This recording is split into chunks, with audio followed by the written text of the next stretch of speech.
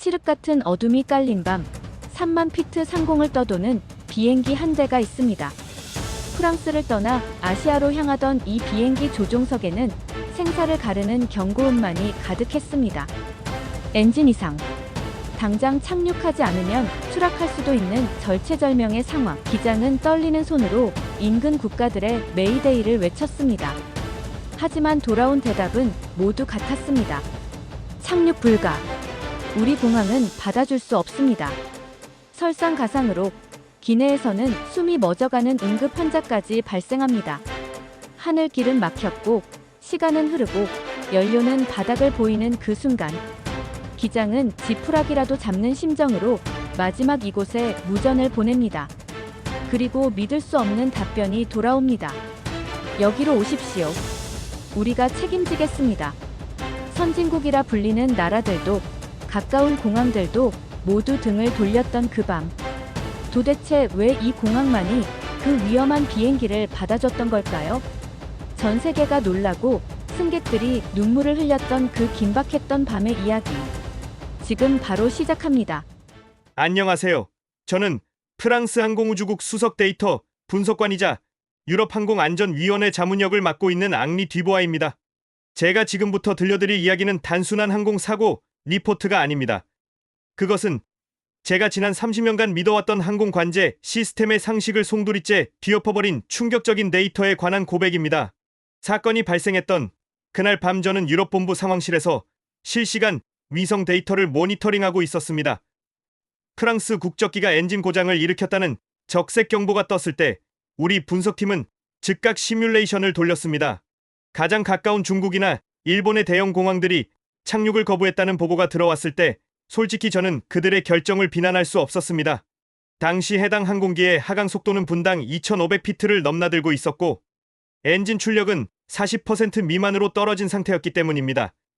이런 상태의 비행기를 받아준다는 건 자칫하면 활주로 폐쇄를 넘어 대형 참사로 이어질 수 있는 도박이나 마찬가지였습니다.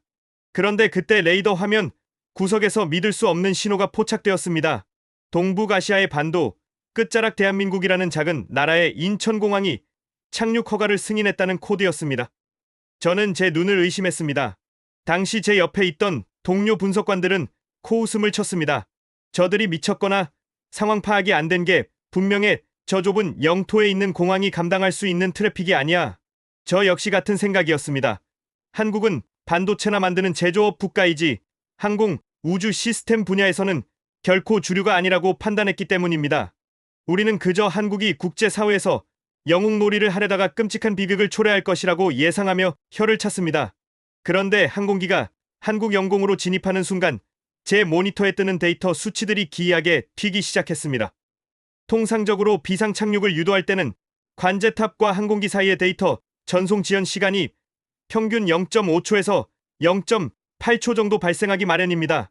그런데 한국 관제권에 들어서자마자 이 지연 수치가 갑자기 0.001초 단위로 수렴하기 시작했습니다. 이것은 물리적으로 불가능한 수치였습니다. 저는 즉시 서버 오류를 의심했습니다. 이봐요, 한국 쪽 서버가 다운된 것 같습니다. 데이터가 전부 깨져서 들어오고 있어요. 수치가 말이 안 됩니다. 저는 기술팀에게 소리쳤습니다. 지상에 있는 관제 시스템이 시속 800km로 불규칙하게 하강하는 비행체의 궤적을 0.001초의 오차도 없이 실시간으로 계산해서 전송한다는 건 현재 미국의 국방성 시스템으로도 구현하기 힘든 기술이었기 때문입니다. 화면에 표시된 데이터 패킷의 용량은 초당 4TB를 넘어가고 있었습니다. 이 정도의 방대한 데이터를 실시간으로 처리하면서 끊김없이 비행기 제어 장치와 연동시킨다는 것은 상식 밖의 일이었습니다. 우리는 이것을 한국에 낙후된 시스템이 빚어낸 치명적인 전산 오류라고 확신했습니다. 그들은 지금 가짜 데이터를 보고 있는 거야. 저런 속도로 연산하는 중앙 처리 장치는 민간 공항에 존재할 수가 없어. 상황실의 분위기는 비웃음을 넘어 공포로 바뀌었습니다. 잘못된 데이터에 의존해 착륙을 시도하다가 비행기가 지면에 곤두박질 칠 것이 뻔해 보였기 때문입니다. 하지만 그 순간 제가 간과하고 있었던 것이 하나 있었습니다. 우리가 오류라고 생각했던 그 비현실적인 수치들이 사실은 한국이 비밀리에 구축해 놓은 거대한 시스템의 극히 일부에 불과했다는 사실입니다. 제 모니터에 붉은색으로 표시되던 위험, 경고등이 하나둘씩 초록색 안정 신호로 바뀌기 시작했지만 저는 여전히 그 상황을 받아들일 수 없었습니다. 어떻게 아시아의 작은 공항이 유럽 연합 전체가 덤벼도 구현해내지 못한 반응 속도를 보여줄 수 있단 말입니까? 이것은 분명히 장비 고장이거나 아니면 우리가 전혀 알지 못하는 무언가가 개입되어 있다는 뜻이었습니다. 그리고 잠시 후 저는 한국의 관제탑이 보내오는 암호화된 데이터 로그를 해독하다가 소스 코드 깊숙한 곳에 숨겨진 낯선 알고리즘의 이름을 발견하게 되었습니다. 그것은 단순한 관제 시스템이 아니었습니다. 전 세계 그 어떤 항공 전문가들도 예상하지 못했던 기술이 한국의 지하 서버실에서 조용히 그러나 무섭도록 정확하게 작동하고 있었던 것입니다. 우리는 그제야 무언가 크게 잘못 판단하고 있다는 것을 깨닫기 시작했습니다. 저는 떨리는 손으로 키보드를 두드리며 한국 관제 시스템의 데이터 로그를 더 깊이 파고들기 시작했습니다. 단순한 호기심이 아니었습니다. 이것은 항공안전 전문가로서의 자존심이 걸린 문제였습니다.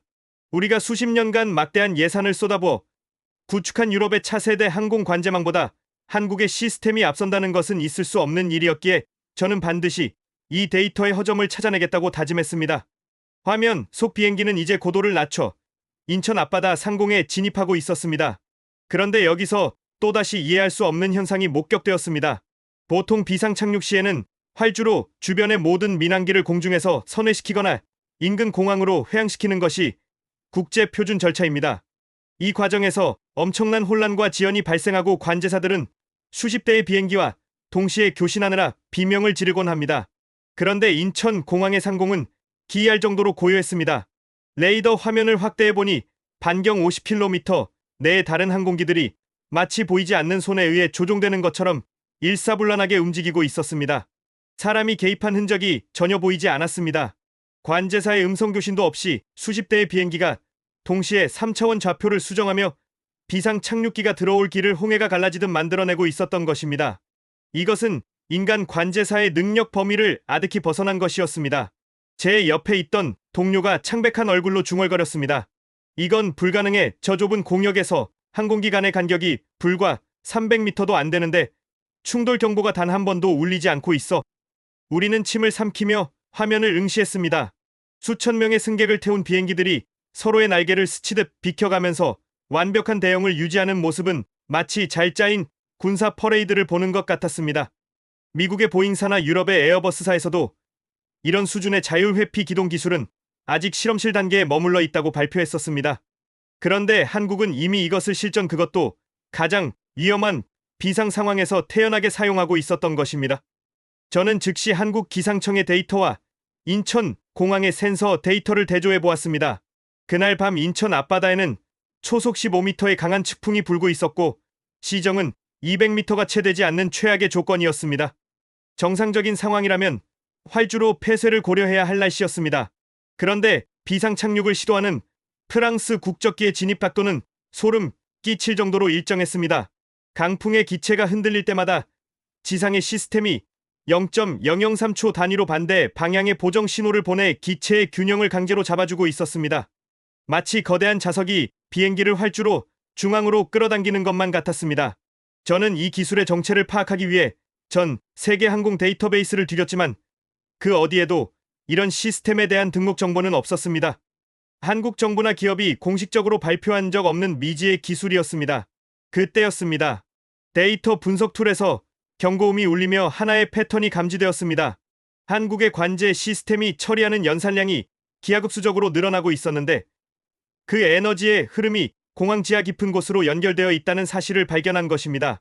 그것은 단순한 서버실이 아니었습니다. 지하 50m 아래에 위치한 것으로 추정되는 거대한 데이터 센터가 마치 살아있는 생명체처럼 맥박치고 있었습니다. 우리가 알던 한국의 IT 기술력은 빙산의 일각에 불과했습니다. 수면 아래에는 우리가 상상조차 하지 못했던 거대한 괴물이 숨쉬고 있었던 것입니다. 저는 등골이 서늘해지는 것을 느꼈습니다.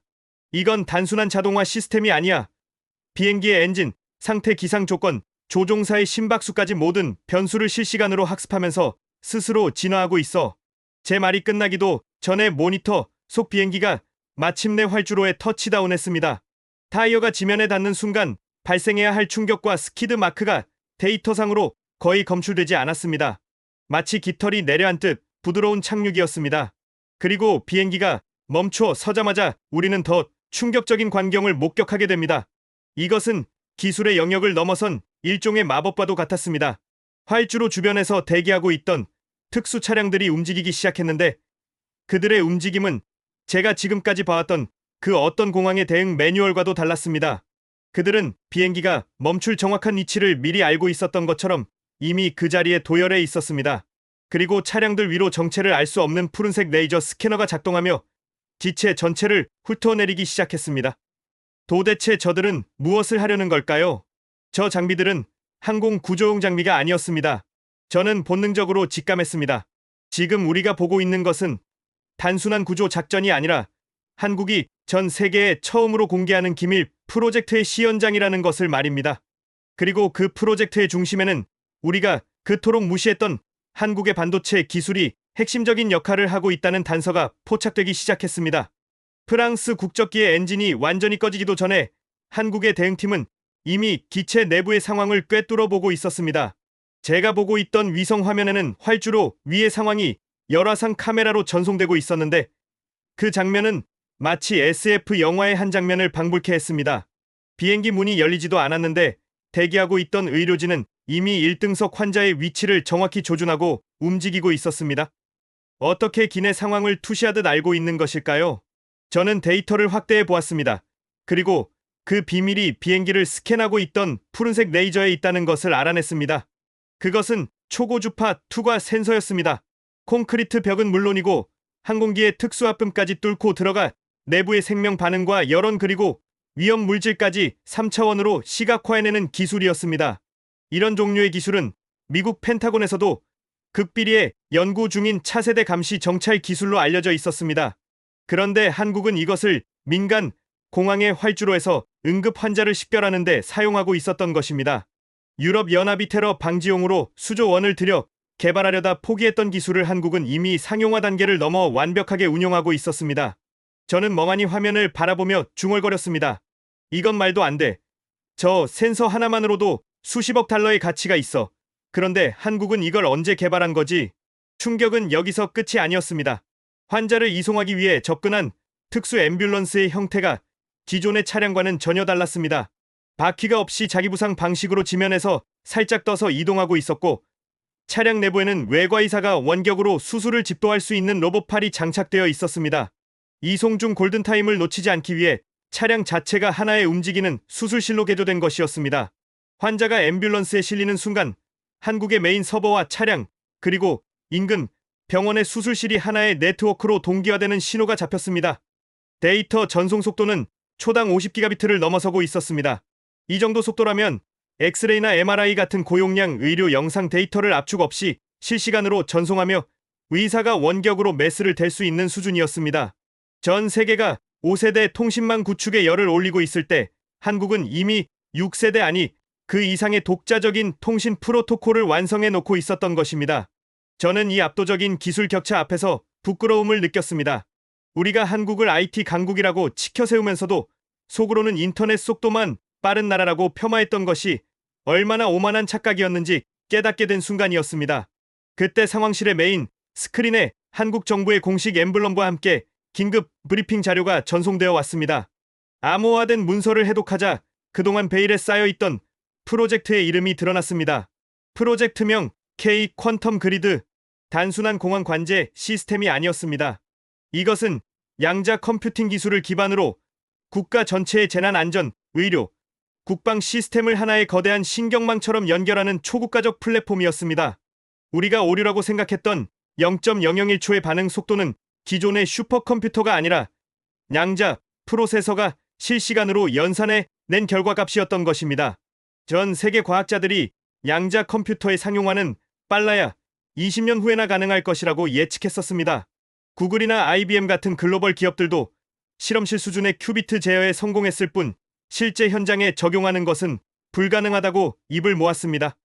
그런데 한국은 침묵 속에서 이 불가능한 기술을 완성해냈고 그것을 무기가 아닌 사람을 살리는 시스템에 가장 먼저 적용했습니다. 저는 전율했습니다. 이것은 단순히 기술력이 뛰어나다는 차원의 문제가 아니었습니다. 기술을 대하는 철학 자체가 달랐습니다. 그때 제 모니터에 또 다른 데이터 스트림이 폭주하기 시작했습니다. 한국의 양자 네트워크가 이번 비상 착륙 데이터를 전 세계 항공망에 공유하기 시작한 것입니다. 그런데 그 데이터 속에는 우리가 전혀 예상치 못한 충격적인 진실이 하나 더 숨겨져 있었습니다. 프랑스 국적기의 엔진 고장이 단순한 기체 결함이 아니라 누군가에 의한 의도적인 사이버 공격의 결과였다는 분석 리포트가 포함되어 있었기 때문입니다. 한국의 시스템은 비행기가 착륙하는 그 짧은 순간에 기체의 블랙박스 데이터를 양자 복호화하여 해킹의 흔적까지 찾아낸 것입니다. 그리고 그 해킹 시그널의 발신지가 놀랍게도 우리와 아주 가까운 우방국의 정보 기반을 가리키고 있었습니다. 이것은 전 세계를 뒤집어 놓을 외교적 스캔들이었습니다. 한국은 지금 자신들의 기술력을 과시하는 것을 넘어 국제사회의 추악한 이면을 폭로할 수 있는 결정적인 증거를 손에 쥐게 된 것입니다. 한국이 보내온 해킹 분석 리포트는 전 세계 정보기관들을 패닉 상태로 몰아넣기에 충분했습니다. 보고서에는 항공기 엔진 제어 장치에 침투한 악성 코드가 언제 어떻게 심어졌는지, 그리고 그 코드가 어떤 경로를 통해 명령을 받아 작동했는지가 초 단위로 기록되어 있었습니다. 가장 충격적인 것은 그 악성 코드가 기존의 보안 프로그램으로는 탐지조차 불가능한 5세대 스텔스 바이러스였다는 점입니다. 이 바이러스는 평소에는 잠복해 있다가 비행기가 특정 고도와 좌표에 도달했을 때만 활성화되어 엔진 출력을 조작하도록 설계되어 있었습니다. 전 세계 어떤 사이버 보안 업체도 이 바이러스의 존재를 알지 못했습니다. 하지만 한국의 K-퀀텀 그리드는 비행기가 영공에 진입하는 순간 수십억 개의 코드를 전수 검사하여 이 미세한 이물질을 걸러냈습니다. 마치 모래사장에서 바늘 하나를 순식간에 찾아낸 것과 같은 기적이었습니다. 유럽항공안전위원회의 회의실은 침묵에 휩싸였습니다. 그동안 우리가 안전하다고 믿어왔던 보안 시스템이 사실은 거대한 구멍 뚫린 방패였다는 사실을 인정해야 했기 때문입니다. 누군가가 마음만 먹으면 전 세계 민항기를 언제든 추락시킬 수 있다는 공포가 엄습했습니다. 그리고 그 공포를 막아낼 수 있는 유일한 방패가 다름 아닌 한국에 있다는 사실은 우리에게 굴욕감과 동시에 안도감을 주었습니다. 이때 화면 속 인천 공항의 상황은 더욱 긴박하게 돌아가고 있었습니다. 착륙한 비행기 주변으로 검은색 특수 차량들이 에워싸기 시작했습니다. 단순한 경호 차량이 아니었습니다. 차량 상단에는 돔 형태의 안테나가 장착되어 있었는데 그것은 강력한 전자기파 차단막 즉 EMP 쉴드를 형성하는 장비였습니다. 한국 정부는 해킹의 배후 세력이 비행기 착륙 후 2차 사이버 공격을 시도할 가능성까지 계산하고 있었던 것입니다. 실제로 저희 분석팀의 모니터에는 인천 공항 주변으로 정체를 알 수 없는 디도스 공격 트래픽이 급증하고 있다는 경고가 떴습니다. 누군가가 증거를 인멸하기 위해 비행기의 블랙박스를 원격으로 파괴하려 시도하고 있었습니다. 하지만 그 공격들은 한국이 펼쳐놓은 보이지 않는 방어막에 부딪혀 흔적도 없이 소멸되었습니다. 한국의 사이버 방어 시스템은 들어오는 공격을 단순히 막아내는 것을 넘어 공격 원점을 역추적하여 상대방의 서버를 무력화시키는 능동형 방어 체계를 가동하고 있었습니다. 공격자들은 자신들이 건드린 대상이 얼마나 무서운 상대인지 그제야 깨달았을 것입니다. 잠시 후 한국 측에서 1차 브리핑을 시작했습니다. 단상에 오른 한국의 젊은 브리핑 담당관은 흔들림 없는 눈빛으로 카메라를 응시하며 말했습니다. 우리는 승객의 안전을 최우선으로 확보했으며 현재 해당 항공기에 대한 정밀 포렌식 작업을 진행 중입니다. 그리고 그는 한마디를 덧붙였습니다. 이 사건에 개입된 불순한 시도에 대해서는 끝까지 추적하여 국제법에 따른 책임을 물을 것입니다. 그의 목소리는 차분했지만 그 안에 담긴 경고의 메시지는 묵직했습니다. 세계 최강대국들도 쉽게 꺼내지 못하는 말을 아시아의 작은 나라가 전 세계를 향해 당당하게 선포한 것입니다. 이 브리핑이 나가자마자 주요 외신들은 긴급 속보를 쏟아내기 시작했습니다. CNN과 BBC는 정규 방송을 중단하고 인천 공항의 상황을 생중계했고 워싱턴 포스트는 한국이 전 세계 항공 보안의 새로운 표준을 제시했다고 대서특필했습니다. 하지만 이것은 서막에 불과했습니다. 한국이 숨겨둔 진짜 비장의 무기는 아직 공개되지 않았습니다. 우리는 한국이 단순히 방어만 잘하는 나라라고 생각했습니다. 하지만 그것은 우리의 또 다른 착각이었습니다. 브리핑이 끝나고 얼마 지나지 않아 한국의 양자 네트워크가 두 번째 데이터를 전송해 왔습니다. 그 파일의 제목은 프로젝트 섀도우 헌터. 그것을 열어본 순간 저는 비명을 지를 뻔했습니다. 그 안에는 전 세계 주요 공항과 군사시설의 보안, 취약점이 적나라하게 분석되어 있었고, 만약 한국이 마음만 먹었다면 이 취약점을 이용해 전 세계의 하늘길을 통제할 수도 있었다는 시뮬레이션 결과가 담겨 있었기 때문입니다. 한국은 이미 오래전부터 전 세계의 모든 네트워크를 감시하고 분석해왔던 것입니다. 우리가 그들을 얕보고 무시하는 동안 그들은 조용히 칼을 갈며 우리 머리 꼭대기 위에 올라와 앉아 있었던 것입니다. 프로젝트 섀도우 헌터라는 파일이 열리자마자 유럽항공안전위원회의 상황실은 그야말로 아수라장이 되었습니다. 그 보고서의 첫 페이지에는 충격적인 문구가 적혀 있었습니다. 귀국들이 운용 중인 군사 위성 24개와 민간 항공관제 서버 7,800개가 현재 치명적인 보안 허점에 노출되어 있습니다. 우리는 지난 3년간 이 경로를 추적해왔으며 만약 이것이 적대 세력의 손에 들어갔다면 전 세계 항공기의 70%가 통제 불능 상태에 빠졌을 것입니다. 이것은 단순한 경고가 아니었습니다. 그 아래에는 각국 정보기관들조차 파악하지 못하고 있던 보안 구멍들이 나노미터 단위의 오차도 없이 정밀하게 지도화되어 있었습니다. 그제야 서방의 주요 언론들과 정부 관계자들은 사태의 심각성을 인지하고 들끓기 시작했습니다. 하지만 그들의 첫 반응은 인정이나 감사가 아니었습니다.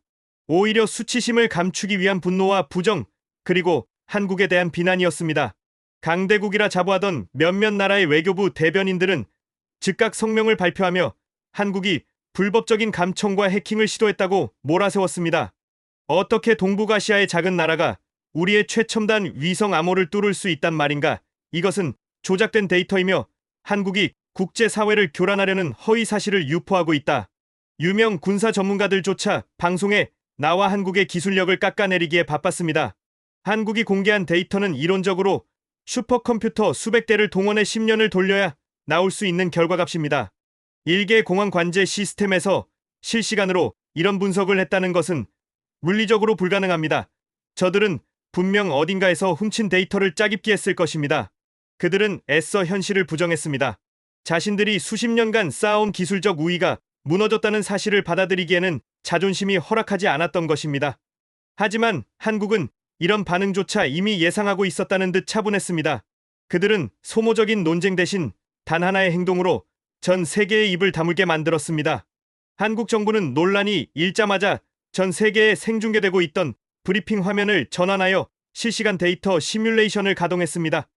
그것은 프랑스 국적기가 인천 영공에 들어왔던 바로 그 시점의 네트워크 흐름도였습니다. 화면 속에서 붉은색 공격 코드가 비행기를 향해 쇄도하고 있었습니다. 그런데 놀라운 것은 한국의 대응이었습니다. 한국의 시스템은 공격을 막아내는 방패 역할에 그치지 않았습니다. 공격이 감지된 지 정확히 0.0003초 만에 한국의 양자 네트워크가 역으로 해커의 경로를 타고 들어갔습니다. 그리고 공격 원점으로 추정되는 제3국의 서버는 물론이고 그 공격을 중계했던 강대국들의 위성 시스템까지 순식간에 장악해버렸습니다. 화면에는 파란색 불빛이 전 세계 지도를 뒤덮는 장면이 펼쳐졌습니다. 한국 시스템이 해당 위성들의 제어권을 일시적으로 획득했다가 공격 신호만 차단하고 다시 제어권을 돌려주는 과정이 고스란히 기록되어 있었습니다. 그 시간은 단 1.2초였습니다. 그 1.2초 동안 한국은 마음만 먹었다면 전 세계 통신망을 마비시킬 수도 있었지만 오로지 비행기의 엔진을 살리기 위해 그 막강한 권한을 절제해서 사용했던 것입니다. 브리핑을 진행하던 한국 관계자는 담담하게 말했습니다. 우리가 위성 제어권에 접근했던 것은 여러분의 안방을 훔쳐보기 위함이 아닙니다. 여러분이 열어둔 대문으로 들어온 강도가 우리 마당에 불을 지르려 했기에 잠시 그 문을 닫아주었을 뿐입니다. 이 한마디에 시끄럽던 외신 기자회견장은 찬물을 끼얹은 듯 조용해졌습니다. 그들이 자랑하던 최첨단 보안 시스템이 사실은 한국의 도움 없이는 강도조차 막지 못하는 낡은 문짝에 불과했다는 사실이 전 세계에 생중계된 꼴이었기 때문입니다. 더욱 경악스러운 것은 한국이 공개한 위성 제어 로그 파일의 용량이었습니다. 무려 500페타바이트에 달하는 데이터가 단 1초의 지연도 없이 처리되었습니다. 이것은 현재 전 세계 인터넷 트래픽의 10%에 해당하는 엄청난 양이었습니다. 미국의 나사조차 이런 대용량 데이터를 실시간으로 처리하려면 최소 3일이 걸린다고 발표한 바 있었습니다. 그런데 한국은 이 엄청난 연산을 수행하면서도 국가 전력망의 0.1%의 부하도 주지 않았습니다. 이것은 기존의 반도체 기술로는 설명이 불가능한 현상이었습니다. 상온 초전도체 기술이 적용되지 않고서는 일어날 수 없는 에너지 효율이었습니다. 그제야 사람들은 한국이 단순히 소프트웨어만 개발한 것이 아니라는 것을 눈치채기 시작했습니다. 그들은 하드웨어의 물리적 한계마저 뛰어넘은 미지의 소자를 이미 상용화하여 지하 깊은 곳 데이터 센터에 깔아두었던 것입니다. 저는 전율을 느끼며 의자 깊숙이 몸을 파묻었습니다. 우리가 한국을 반도체 공장 정도로 취급하며 하청 업체 부리듯 대할 때 그들은 그 기술을 바탕으로 새로운 문명을 건설하고 있었던 것입니다. 그들은 우리를 비웃지도 화내지도 않았습니다. 그저 압도적인 실력 차이를 보여줌으로써 우리가 얼마나 우물안개구리였는지 스스로 깨닫게 만들었습니다. 그리고 이 충격이 가시기도 전에 화면에는 또 다른 데이터가 떠올랐습니다. 그것은 비행기에 타고 있던 230명 승객 전원의 생체 바이탈 데이터였습니다. 놀랍게도 한국의 시스템은 착륙 과정에서 승객들이 느꼈을 공포 수치와 심박수 변화까지 모니터링하며 기내 기압과 온도를 미세하게 조절해 쇼크사를 방지했다는 기록이었습니다. 기계를 넘어 인간의 생명까지 세밀하게 케어하는 기술, 차가운 금속성과 따뜻한 인간성이 공존하는 이 모순적인 기술의 정점에 한국이 서 있었습니다. 이제 전 세계는 인정하지 않을 수 없게 되었습니다. 이것은 단순한 기술 격차가 아니라 차원의 격차라는 것을 말입니다. 하지만 한국이 준비한 진짜 피날레는 아직 시작되지도 않았습니다. 이 모든 것을 가능하게 했던 핵심 동력원 그리고 전 세계 에너지 시장의 판도를 뒤집어 놓을 거대한 비밀이 인천 공항 지하 가장 깊은 곳에서 조용히 가동을 준비하고 있었기 때문입니다. 인천 공항 지하에서 감지된 에너지 파동은 전 세계의 물리학계의 상식을 비웃고 있었습니다. 통상적으로 양자 컴퓨터를 가동하고 도시 하나 규모의 데이터를 실시간으로 방어하려면 원자력 발전소 1기 분량의 전력이 순간적으로 소모되어야 합니다. 그런데 한국 전력망의 데이터는 평온했습니다. 마치 스마트폰 충전기 하나를 꽂은 것 같은 미미한 전력 변동만이 감지되었을 뿐입니다. 국제 원자력 기구와 세계 에너지 기구의 감시관들은 즉각 이의를 제기했습니다. 한국이 신고하지 않은 불법 소형 핵원자로를 공항 지하에 숨겨두고 있다. 방사능 유출 위험이 있으니 당장 가동을 중단하고 사찰을 받아야 한다. 그들은 한국이 물리 법칙을 위반했다고 확신했습니다. 기존의 에너지 보존 법칙으로는 설명되지 않는 고효율이었기에 핵분열 외에는 답이 없다고 판단한 것입니다. 강대국들은 이를 빌미로 한국을 압박하려 들었습니다. 에너지 무기화를 우려한 석유 수출국들과 원전 기술 보유국들이 합세하여 한국 정부의 해명을 요구하는 공동 성명을 발표했습니다.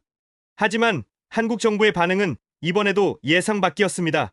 보통의 국가라면 군사 기밀이나 국가 안보를 이유로 사찰을 거부하며 시간을 끌었을 것입니다. 그러나 한국은 사찰 요구가 들어온 지 30분 만에 지하 시설의 문을 활짝 열어주었습니다.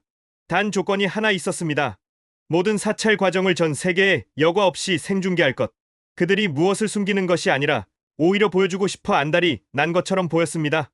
국제조사단이 방호복을 입고 가이거 개수기를 든 채 인천 공항 지하 100m 깊이의 통제 구역으로 진입했습니다. 전 세계가 숨을 죽이고 그 장면을 지켜보았습니다. 계기판의 바늘이 미친 듯이 피며 방사능 경고음이 울릴 것이라 예상했습니다. 하지만 조사단이 핵심 시설인 코어 룸의 문을 열었을 때 들려온 것은 정막뿐이었습니다. 가이거 개수기는 0을 가리키고 있었습니다. 방사능은커녕 일반 가정집 거실보다 낮은 수치였습니다. 그리고 그 방의 중앙에는 거대한 냉각탑이나 복잡한 터빈 대신 가로 세로 2m 남짓한 크기의 검은색 큐브 형태 구조물이 공중에 떠서 은은하게 푸른 빛을 내뿜고 있었습니다. 조사단장인 매사추세츠 공과대학의 물리학 석정교수는 떨리는 목소리로 계기판의 수치를 읽어 내려갔습니다. 내부 온도 섭씨 23도, 에너지 전환 효율 99.8%, 열 손실률 0.0001%. 그는 자신의 눈을 의심하며 계측기를 다시 들이댔지만 결과는 같았습니다. 이것은 인류가 지난 100년 동안 꿈꿔왔던 에너지의 성배였습니다. 한국은 브리핑을 통해 이 기술의 정체를 공개했습니다. 고체수소 기반 초전도 에너지 매트릭스. 기존의 핵융합 방식처럼 1억 도의 고열을 낼 필요도 없고 우라늄 같은 위험 물질을 쓰지도 않는 방식이었습니다. 한국의 과학자들은 수소 분자를 특수 가공된 상온 초전도체 격자 안에 가두어 압력을 가함으로써 무한에 가까운 전자를 발생시키는 새로운 물리화학적 반응을 발견해낸 것입니다. 이 작은 큐브 하나가 인천공항 전체와 양자 컴퓨터 시스템을 돌리고도 남는 10기가와트급의 전력을 생산하고 있었습니다. 더욱 충격적인 것은 이 기술의 안전성이었습니다. 기존 배터리나 발전소는 외부 충격을 받으면 폭발할 위험이 있지만 이 매트릭스는 충격을 받으면 내부 구조가 스스로 경화되면서 에너지 방출을 즉시 차단하도록 설계되어 있었습니다. 실제로 한국 측은 현장에서 큐브에 축소 모형의 총격을 가하는 실험을 시연했습니다. 총알이 박히는 순간 큐브는 빛을 잃고 멈췄을 뿐 그 어떤 폭발이나 화재도 발생하지 않았습니다. 완벽한 통제였습니다. 조사단장은 허탈한 표정으로 카메라를 향해 말했습니다.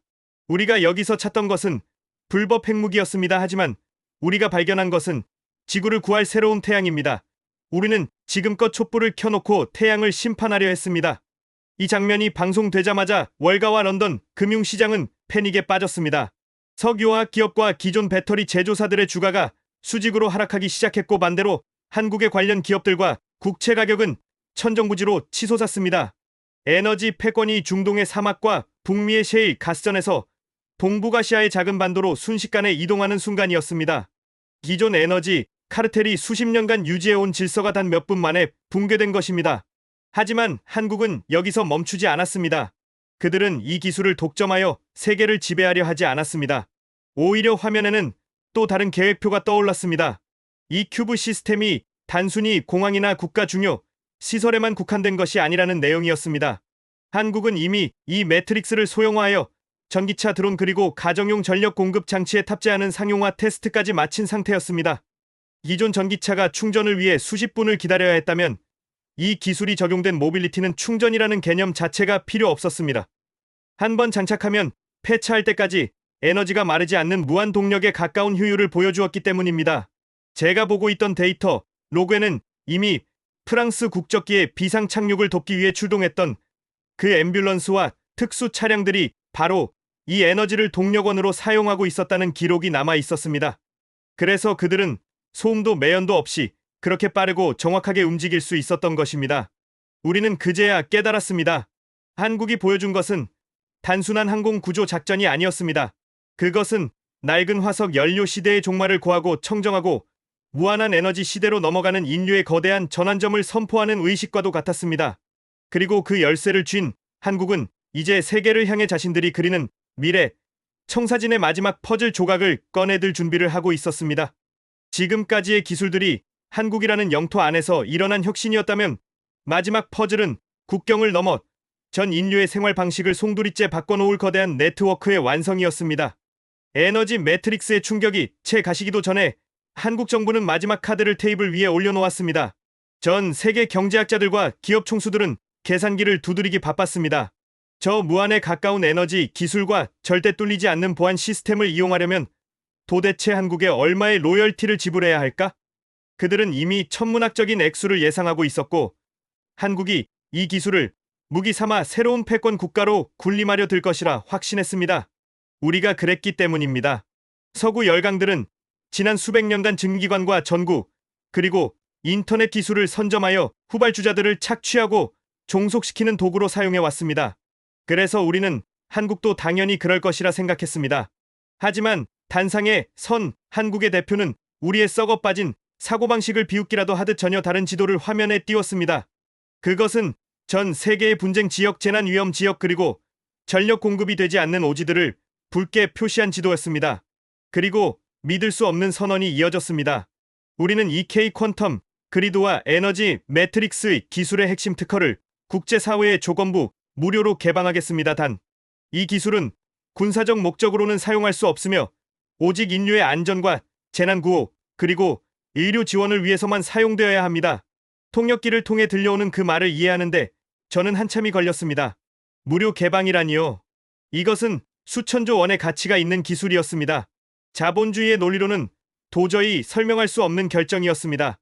월가의 투자자들은 한국 정부가 미쳤다며 소리쳤지만 한국은 곧이어 그 결정이 단순한 자선 사업이 아님을 증명해 보였습니다.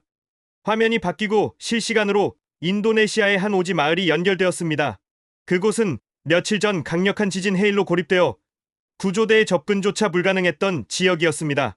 그런데 그 폐허 속에 한국의 특수 드론이 투하한 소형 에너지 큐브가 작동하고 있었습니다. 어른 주먹만 한 크기의 그 큐브가 작동하자 기적이 일어났습니다. 반경 2km 내에 무선 전력망이 형성되면서 무너진 건물 잔해 속에 묻혀있던 생존자들의 스마트폰이 자동으로 켜지고 구조 신호를 보내기 시작한 것입니다. 동시에 큐브는 현장에 오염된 지하수를 전기 분해하여 식수로 정화하고 있었고 홀로그램 통신을 통해 한국의 의료진과 현지 생존자를 실시간으로 연결하고 있었습니다.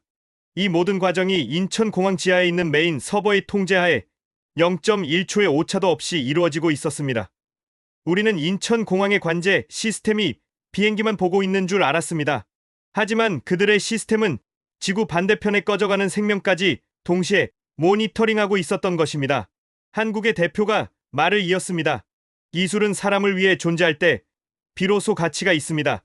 우리는 더 이상 강대국들이 기술을 독점하고 그것으로 약소국을 줄 세우는 낡은 질서를 따르지 않을 것입니다. 그의 말은 뼈아픈 회초리가 되어 우리의 양심을 후려쳤습니다. 우리가 아프리카나 동남아시아에 원조를 할 때 항상 무리한 정치적 조건을 달거나 자국의 기업 진출을 강요했던 과거가 떠올랐기 때문입니다. 하지만 한국은 아무런 대가도 요구하지 않았습니다. 그저 살리기 위해 기술을 펼쳤습니다. 그런데 놀라운 것은 이런 이타적인 행동이 오히려 한국을 전 세계에서 가장 영향력 있는 국가로 만들어버렸다는 사실입니다. 방송이 나가자마자 유엔과 세계보건기구 그리고 수십 개의 개발도상국들이 한국의 시스템을 표준으로 채택하겠다는 의사를 타전해 왔습니다. 기존의 서방 선진국들이 주도하던 국제표준기구들이 순식간에 무력화되는 순간이었습니다. 돈으로 사려 해도 살 수 없었던 전 세계적인 신뢰와 리더십을 한국은 기술적 포용력 하나로 단숨에 획득해버린 것입니다.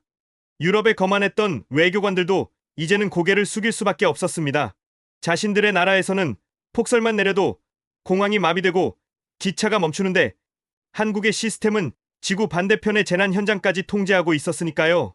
저는 그때 문득 프랑스 국적기에 타고 있던 승객들의 인터뷰가 생각났습니다. 한 승객이 눈물을 흘리며 이렇게 말했었죠. 비행기가 흔들리고 모두가 죽음을 생각했던 그 순간 기내 방송에서 한국어 안내가 나왔어요. 우리는 당신들을 포기하지 않습니다. 그 말을 듣는 순간 이상하게도 마음이 편안해졌습니다. 그것이 바로 한국이 가진 진짜 힘이었습니다. 단순히 성능 좋은 기계가 주는 편리함이 아니라 시스템이 나를 지켜주고 있다는 정서적인 안정감. 그것은 돈으로 환산할 수 없는 가치였습니다. 한국은 이제 전 세계의 안전을 책임지는 관제탑이 되었습니다. 우리가 그토록 무시했던 조그만 반도 국가가 이제는 인류가 나아가야 할 방향을 가리키는 나침반이 된 것입니다. 하지만 이 거대한 드라마의 마지막 장면은 아직 남아 있었습니다. 한국이 왜 하필이면 오늘 이 시점에 맞춰 전 세계에 이 기술을 공개했는지 그 숨겨진 의도가 밝혀지는 순간 전 세계는 경악을 넘어 숙연해질 수밖에 없었습니다. 그것은 인류의 생존을 위협하는 다가올 대재앙과 관련이 있었기 때문입니다. 브리핑의 마지막 화면에는 전 지구가 붉게 타오르는 듯한 열지도 시뮬레이션이 띄워졌습니다. 그것은 단순한 기상 예보가 아니었습니다. 한국의 K 퀀텀 그리드가 지난 10년간 전 세계의 기후 데이터를 분석하여 예측한 미래, 즉 6개월 뒤 닥쳐올 초대형 태양풍 폭풍에 대한 경고였습니다. 한국 정부는 이미 알고 있었던 것입니다. 기존의 전력망과 통신 시스템으로는 다가올 태양풍을 견뎌낼 수 없다는 것을 말입니다. 만약 대비하지 않는다면 전 세계의 인공위성이 추락하고 발전소가 멈추며 인류 문명은 순식간에 석기 시대로 돌아갈 운명이었습니다. 우리가 한국의 기술을 의심하고 비난하는 동안 그들은 조용히 인류의 방주를 짓고 있었던 셈입니다. 한국 대표는 엄숙한 목소리로 말했습니다. 우리가 개발한 에너지 매트릭스와 퀀텀 그리드는 이 재앙을 막기 위해 설계되었습니다. 이 시스템이 전 세계에 보급되어 하나의 거대한 보호막을 형성한다면 우리는 태양풍의 피해를 99% 이상 상쇄할 수 있습니다. 그제야 모든 퍼즐이 맞춰졌습니다. 왜 한국이 그토록 보안에 집착했는지, 왜 이해 타산 없이 기술을 무료로 개방하려 했는지 말입니다. 그것은 혼자만 살기 위해서가 아니라 다 같이 살기 위한 유일한 선택이었던 것입니다. 만약 한국이 이 기술을 독점하고 쉘터 안에 숨었다면 그들은 살아남았을지 모르지만 나머지 세계는 멸망했을 것입니다. 하지만 한국은 공멸 대신 공생을 택했습니다. 그 발표가 끝난 순간 회의실에 누구도 말을 잇지 못했습니다. 부끄러움 때문이었습니다. 우리는 기껏해야 옆 나라 공항보다 더 많은 비행기를 유치하고 더 많은 수익을 내는 것에만 혈안이 되어 있었습니다. 국익이라는 핑계로 이웃의 불행을 외면하고 우리의 기술을 무기 삼아 다른 나라를 위협하는 데만 골몰했습니다. 하지만 한국은 보이지 않는 곳에서 묵묵히 하늘을 바치고 있었습니다. 그날 밤 인천공항에 비상 착륙했던 것은 단지 비행기 한 대가 아니었습니다. 그것은 이기심과 탐욕으로 추락해가던 인류의 양심이었습니다. 한국이라는 활주로가 없었다면 우리는 영원히 길을 잃고 헤맸을지도 모릅니다. 브리핑이 모두 끝나고 화면에는 다시 평화로운 인천 공항의 전경이 비쳤습니다. 아무 일도 없었다는 듯 여객기들이 뜨고 내리고 사람들은 바쁘게 오가고 있었습니다. 지하에서 거대한 에너지가 맥박치고 있다는 사실을 아는 사람은 여전히 많지 않았지만 이제는 전 세계가 알게 되었습니다. 그 평범해 보이는 풍경이 사실은 누군가의 치열한 헌신과 압도적인 기술로 지켜지고 있는 기적이라는 것을 말입니다. 저는 떨리는 손으로 마지막 보고서를 작성했습니다. 보고서의 제목은 더 이상 한국 관제 시스템의 오류 분석이 아니었습니다. 인류의 새로운 표준 대한민국 우리는 왜 그들을 따라야 하는가? 저는 이 보고서를 유럽의회에 제출하며 사직서를 함께 동봉했습니다. 제가 지난 30년간 쌓아온 낡은 지식으로는 더 이상 한국이 열어젖힌 새로운 시대를 따라잡을 수 없다는 것을 인정했기 때문입니다. 이제 저는 한국으로 떠날 준비를 하고 있습니다. 그곳에서 처음부터 다시 배우고 싶습니다. 기술이 어떻게 사람을 향할 수 있는지, 시스템이 어떻게 따뜻할 수 있는지, 그리고 진정한 선진국이란 무엇인지 그 답을 찾기 위해서 말입니다. 여러분은 지금 어디에 서 계십니까? 혹시 아직도 눈앞의 이익만을 쫓으며 옆 사람을 밀어내고 있지는 않습니까? 그렇다면 고개를 들어 동쪽의 작은 나라를 보십시오. 그곳에 우리가 잃어버렸던 미래가 기다리고 있습니다. 오늘의 이야기는 여기까지입니다. 프랑스에서 앙리 듀보아였습니다. 감사합니다. 오늘의 이야기는 여기까지입니다. 우리가 잠든 이 시간에도 전 세계는 바쁘게 움직이고 있습니다. 계속해서 저희의 채널 이야기가 궁금하시다면 구독과 좋아요 부탁드립니다. 모두들 편안한 밤 보내세요. 감사합니다.